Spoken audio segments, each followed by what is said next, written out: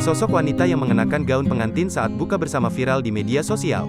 Bahkan, ia sampai membuat para pengunjung heran. Pasalnya, wanita yang diketahui bernama Safna Al-Hasni belum menikah.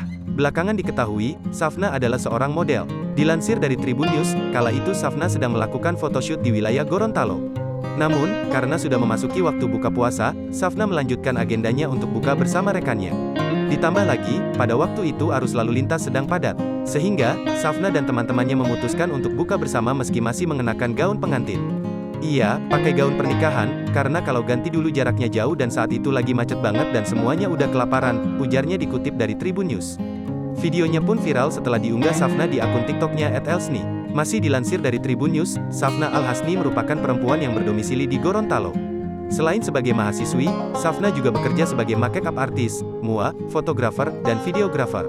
Wanita berusia 18 tahun ini viral di media sosial TikTok lantaran dirinya memakai gaun pernikahan saat